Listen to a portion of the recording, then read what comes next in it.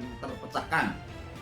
Di tengah suasana deadlock dan kebekuan politik semacam itu, jikapun tampaknya sudah menangkap isyarat bahwa anak emas dan kesayangannya Anies Baswedan bakal sulit untuk ikut bertarung dalam kontestasi Pilpres 2024, hingga Wakil Presiden ke-10 dan ke-12 RI itu makin masif dan intens menyerang Presiden Jokowi melalui gerakan dan manuver politiknya yang dikenal lihai dan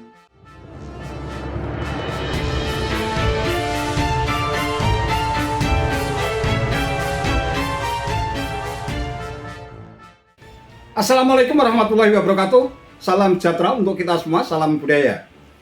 Sahabat-sahabat tercinta sebangsa dan setanah air yang sangat saya hormati, kisruh internal koalisi perubahan antara Partai Nasdem dan Partai Demokrat tampaknya semakin meruncing. Hal itu terkait dengan tarik-menarik kepentingan mengenai sosok cawapres yang bakal menjadi pendamping Anies Baswedan dalam kontestasi Pilpres 2024. Partai Demokrat menghendaki agar bakal cawapres segera diumumkan pada bulan Juni tahun ini. Hal itu disampaikan Kepala Bapilo DPP Partai Demokrat Andi Arief. Jika tidak, DPP Partai Demokrat mengancam untuk mengevaluasi dukungan ke Anies Baswedan.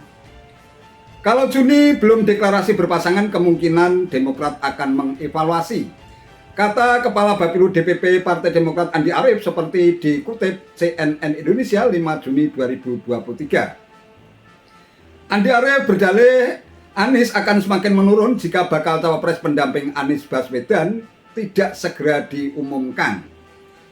Hal senada juga disampaikan oleh Waketum DPP Partai Demokrat Edi Baskoro Yudhoyono alias Ibas bahwa Demokrat sulit mendukung pencapresan Anies dengan syarat cawapres segera diumumkan.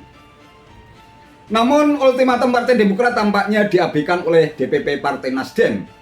Wakil Ketua Umum Partai Nasdem Ahmad Ali menegaskan bahwa Partai Demokrat jangan mendesak dan jangan menekan untuk segera mengumumkan nama bakal cawapres. Kita harus jaga kekompakan, melakukan konsolidasi, tidak usah cawe-cawe. Cawapres biarkan Anies, mandat sudah diserahkan kepada dia. Tapi kalau selalu memberikan tekanan seperti itu, justru orang kemudian akan melihat bahwa ini semacam satu ancaman, tekanan. Padahal di koalisi itu tidak ada limitasi waktu untuk melaksanakan harus mendeklarasikan pasangan ini.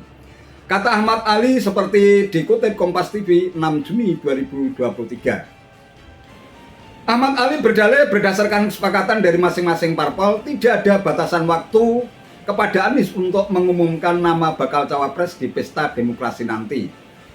Hal senada juga disampaikan Ketua DPP Partai Nasdem Willy Aditya bahwa Anies sebenarnya sudah memberitahu cawapres yang dipilih kepada Ketua Majelis Tinggi Partai Demokrat Susilo Bambang Yudhoyono di Pacitan, Jawa Timur beberapa waktu yang lalu, dan figur cawapres bakal dideklarasikan secara resmi paling lambat 16 Juli mendatang. Sementara itu, berdasarkan rilis hasil survei nasional Lembaga Survei Indonesia atau LSI DNJA, Anies Baswedan gagal mendapatkan tiket Pilpres 2024. Hasil survei tersebut disampaikan langsung oleh peneliti senior Ade Mulyana di kantor LSI DNJA Jakarta Timur pada hari Senin 5 Juni 2023. Ade mengatakan bahwa survei dilakukan periode 3 sampai 14 Mei 2023 dengan dilengkapi riset kualitatif menggunakan metode sampling multistik random, dan pada survei tersebut dilakukan wawancara tatap muka menggunakan kuesioner kepada 1.200 responden. Ini bukan berarti LSI dan JA mendukung Anies tidak ikut kontestasi, tetapi memang ada yang melatar belakangi kira-kira skema jika Anies tidak dapat tiket capres. Bulan Mei 2023, Partai Demokrat versi Muldoko mengajukan 4 bukti baru ke MA agar kepengurusannya disahkan. Hal tersebut tentu saja akan menyebabkan terganggunya koalisi perubahan yang mengusung Anies Baswedan sebagai capres pada pemilu 2024. Kata Ade Mulyana seperti dikutip tvOneNews.com 5 Juni 2023. Lebih lanjut, Ade Mulyana menyatakan kabar buruk menimpa Anies apabila Demokrat versi Muldoko disahkan oleh MA. Besar kemungkinan tidak akan mendukung Anies sebagai capres.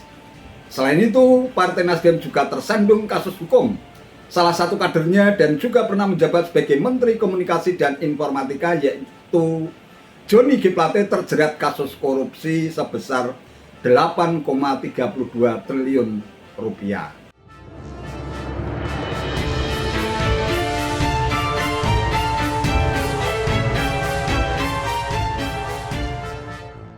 Sahabat-sahabat tercinta bangsa dan setanah air yang sangat saya hormati, banyak menyebut sosok Yusuf Kalla atau JK menjadikan Anies Baswedan sebagai anak emas dan kesayangan sejak Pilkada DKI 2017 yang lalu, berperan besar di balik pendeklarasian Anies Baswedan sebagai bakal capres yang dideklarasikan Partai Nasdem pada tanggal 3 Oktober 2022. Surya Paloh yang saat itu dikabarkan sedang berkonflik dan kecewa terhadap sikap Presiden Jokowi yang dianggap tidak mengakomodir semua aspirasi dan harapan Surya Paloh, berhasil dimanfaatkan JK yang memang dikenal sebagai sosok politisi senior yang sangat lihai dan licin dalam bermanuver, hingga sukses meyakinkan Surya Paloh bahwa Anies adalah sosok pemimpin masa depan yang mampu menjadi sosok antitesis Jokowi. Begitu yakinnya atas doktrin politik yang digelontorkan JK, Surya Paloh seperti terhipnotis dan tenggelam dalam meninabobokan sosok Anies Baswedan. Surya Paloh tak peduli terhadap drama politik saat Pilkada DKI 2017 berlangsung, ketika Partai Nasdem dihina dan dihujat sebagai partai pendukung penista agama Ahok. Surya Paloh juga cuek terhadap sikap sejumlah petinggi dan kader Nasdem yang mengundurkan diri karena sikap politik Surya Paloh dinilai sangat berlawanan dengan platform Restorasi Indonesia yang nasionalis dan demokratis. Biarkan anjing menggonggong, kafilah pasti berlalu. Mungkin begitulah ada gium yang tepat untuk menggambarkan sikap politik Surya Paloh yang keras kepala dan ambisius. Kini tampaknya Surya Paloh harus merasakan karma politik akibat sudah terperosok dan tenggelam dalam lumpur jebakan JK setelah Sekjen Partai Nasdem Johnny G. Plate yang juga dipercaya Presiden Jokowi untuk menjadi Menkominfo malah terseret dalam limbah korupsi BTS Pogi yang merugikan negara senilai 8 triliun rupiah lebih hingga harus mendekam dalam ruang tahanan setelah ditetapkan sebagai tersangka oleh Kejaksaan Agung. Sementara itu Partai Demokrat juga tak kalah dahsyat tertimpa bencana politik. Upaya kudeta yang dilakukan kubu Muldoko dengan mengajukan peninjauan kembali atau PK ke Mahkamah Agung membuat SBY dan keluarga besar dinasti Cekias ketar-ketir. Upaya kudeta kubu Muldoko dinilai sangat mengganggu bahkan mengancam posisi putra sulung SBY, Agus Harimurti Yudhoyono alias AHY, yang sangat digadang-gadang untuk bisa melaju dalam kontestasi Pilpres 2024 sebagai cawapres. Sangat beralasan apabila kader-kader Demokrat terus mendesak dan menekan koalisi perubahan agar secepatnya mendeklarasikan sosok cawapres pendamping Anies.